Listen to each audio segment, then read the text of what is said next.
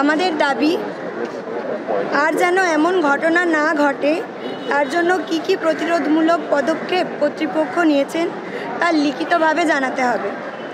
ঘটনার পর on duty night স্টাফেরা মানসিকভাবে বিপর্যস্ত। আগামী 1 সপ্তাহ প্রত্যেক ব্লকে ডিএনএস ম্যাডামরা রাত্রে সুপারভাইজ করুক এবং এই মুহূর্তে মেয়েদের মানসিক সাহস দিক। স্বাস্থ্য ভবন থেকে আমাদের এই আন্দোলনের পাশে থাকার জন্য ট্রান্সফারের হুমকি দেওয়া হয়েছে। আমরা ওনাদের জানাতে চাই এবং সবাইকে জানাতে চাই এই আন্দোলনে নিরাপত্তার দাবিতে এবং যাতে করে মেন কালপ্রিট সাজা পায় এবং শাস্তি পায় সেটা সুনিশ্চিত করার জন্য আমরা এই আন্দোলন চালাবো। আজকে প্রায় 8 দিন মতন অতিবাহিত হয়েছে। আরজি করের বুকে আমাদের ছাত্র আন্দোলন চলছে। সমস্ত এই ছাত্র আন্দোলনে আমাদের শুধু আরজি করের ছাত্রছাত্রীরা নয়, সমস্ত medical college in West Bengal এবং আউটসাইড দ্য ওয়েস্ট বেঙ্গল সবাই এতে সামিল হয়েছে। শুধুমাত্র ডাক্তারি ছাত্রছাত্রী, সিস্টার, নার্স, প্যারামেডিক্যাল স্টাফ শুধু নয়, এর পাশাপাশি সমস্ত জনগণের, সমস্ত স্তরের মানুষের, সমস্ত জনগণের আকণ্ঠ সমর্থন আমরা পেয়েছি।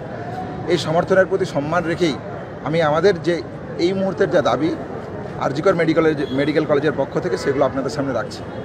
প্রথম দাবি আমাদের যেটা আমরা শুরু থেকে বলে আসছি, যে দোষীদের অবিলম্বে শনাক্ত, আইডেন্টিফাই করা, তাদেরকে ইন্টারোগেশনের আয়তায় আনা এবং অ্যারেস্ট করা, এটা আমাদের সর্বমত। এই ছাড়া আমরা বিচার চাই। বিচার ছাড়া আমরা কী পেতে পারি?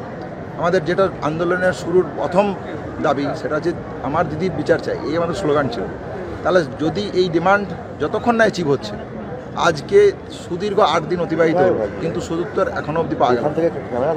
দ্বিতীয় ডিমান্ড, যারা এই লোকাল অথরিটি যে এই ঘটনার সাথে যুক্ত, এক্স প্রিন্সিপাল এমএসবিপি, ওই সময়কার এমএসবিপি পরবর্তীকালে ট্রান্সফার হয়ে যান। দ্বিতীয়ত যিনি আমাদের ডিন ম্যাডাম ছিলেন, বর্তমানে এমএসবিপি ইন আরজি কর মেডিকেল কলেজ, এবং অন ডিউটি অ্যাসিস্ট্যান্ট সুপার, যিনি শুরুতে ফোন করে বিভিন্ন ধরনের কথা, অ্যাম্বিগুইটি বাড়ির লোক ফ্যামিলির মধ্যে রেখেছিলেন, এবং এইচওডি রেসপিরেটরি মেডিসিন, এদের প্রত্যেকের আমরা রিটেন অ্যাপোলজি আমরা কিছু পাইনি। রিটেন রেজিগনেশন কিছু জায়গায় আমরা পেয়েছি, এমএসবিপি স্যারের ক্ষেত্রে পেয়েছি। আবার ডিন অফ স্টুডেন্টস অ্যাফেয়ার্সের ক্ষেত্রে দেখা গেছে তাকে আবার প্রমোটেড করে এমএসবিপি করা হয়েছে। ফলে এই ধরনের যাতে কোনো রকমের এই লোকাল অথরিটির যাতে কোনো রকমের কোনো ইন নিয়ার ফিউচারে ভবিষ্যতে কোনো রকমের কোনো অ্যাডমিনিস্ট্রেটিভ এবং অথরাইজ পোস্টে যাতে না থাকে, তার সুনির্দিষ্ট ব্যবস্থা স্বাস্থ্য ভবনকে করতে হবে।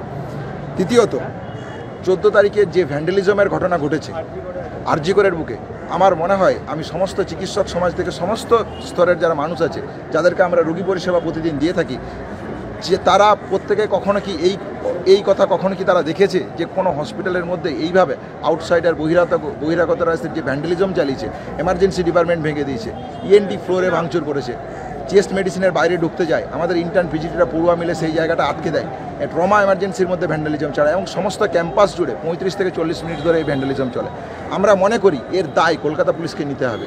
সিপি যিনি ছিলেন, তিনি টোটাল ডিসি নর্থ যিনি সেই মুহূর্তে প্রেজেন্ট ছিলেন, তারা আমাদের সাথে যোগাযোগ করেনি। আমরা মনে করি এই দায় তার উপরও বর্তায়, এই দায়ভার তাদেরকে নিতে হবে, এবং এর সাথে সাথে ক্যাম্পাসের মধ্যে এবং এই প্রোটেস্ট যে অনগোয়িং প্রোটেস্ট চলছে তার সম্পূর্ণ সিকিউরিটির ব্যবস্থা আমাদেরকে অবিলম্বে করতে হবে। আমরা তাদের সাথে কথা বলেছি, শুধুমাত্র আশ্বাসন পেয়েছি। এই আশ্বাসনে আমরা বিশ্বাস করছি না। আমরা চাইছি যে তারা পরিষ্কার এর সুনির্দিষ্ট পরিকল্পনা আন্দোলনকারীদের কাছে রাখুক, এবং এর পাশাপাশি কেন এই ধরনের ঘটনা ঘটল, যদি অন ডিউটি রুম না থাকে তাই তাকে সেমিনার রুমে যেতে হচ্ছে, এই ধরনের যে অ্যাম্বিগুইটিগুলো আমাদের সমস্ত মেডিকেল কলেজ জুড়ে আছে, এখানে প্রপার সিকিউরিটির প্রশ্ন থাকছে, প্রপার সেফটির প্রশ্ন থাকছে, এটাকে ইনশিওর করতে হবে। এর পাশাপাশি সোশ্যাল মিডিয়া জুড়ে বিভিন্ন রকমের নানান প্রশ্ন ঘুরে বেড়াচ্ছে। আমরা সেদিন দেখলাম, অত্যন্ত দুঃখের সাথে জানাতে বাধ্য হচ্ছি, যে ঘটনা আরজি করের বুকে ঘটে গেছে তার ছবি ভাইরাল হচ্ছে। কলকাতা পুলিশকে অবিলম্বে এইগুলো ডিফেমেশনের কেস রাখতে হবে এবং এর যথাযোগ্য বিচার করতে হবে। এর পাশাপাশি আমরা যেটা দেখতে পাই, কালকে সেফটি এবং সিকিউরিটির প্রশ্নে যে নতুন প্রিন্সিপাল আমাদের কাছে এসছেন অ্যাট প্রেজেন্ট আরজি কর মেডিকেল কলেজে, আমরা তার কাছে যাই, এবং আগের দিনের 14 তারিখের ইনসিডেন্টস যে ঘটেছিল, সেই ইনসিডেন্টসে বিভিন্ন হোস্টেলে মেয়েদেরকে যে রেপ থ্রেট দেওয়া হয়েছে, সেই থ্রেটের জন্য নার্সিংদের একটা অংশ আমাদের সাথে এই আন্দোলনে থাকে। মূলত শুরুটা তাদের দিক থেকে ছিল, কিন্তু এই সিকিউরিটির প্রশ্নে প্রিন্সিপাল কোনো সদুত্তর দিতে পারেননি।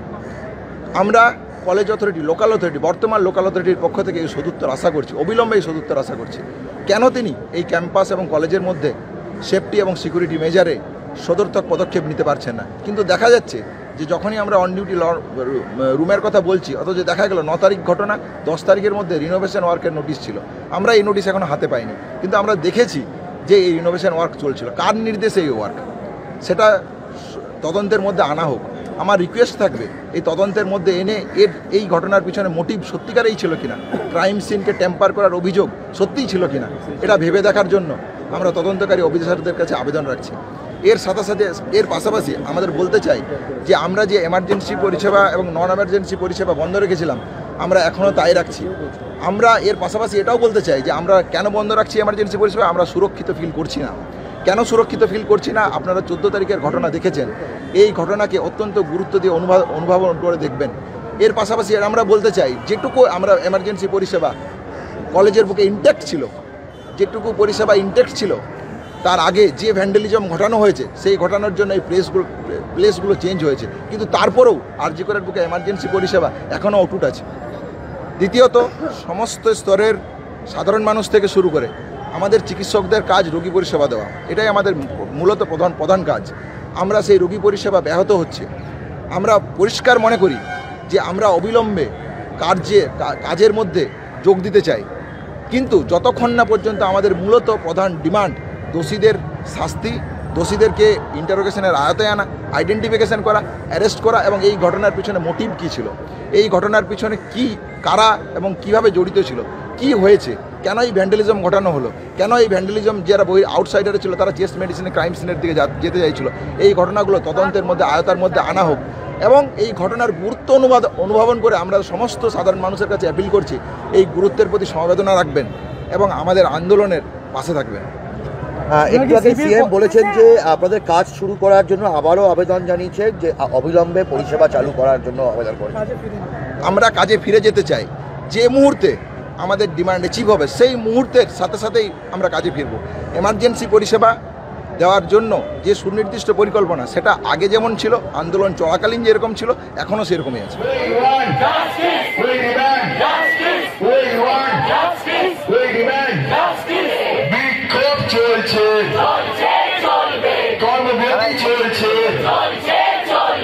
অবস্থান চলছে,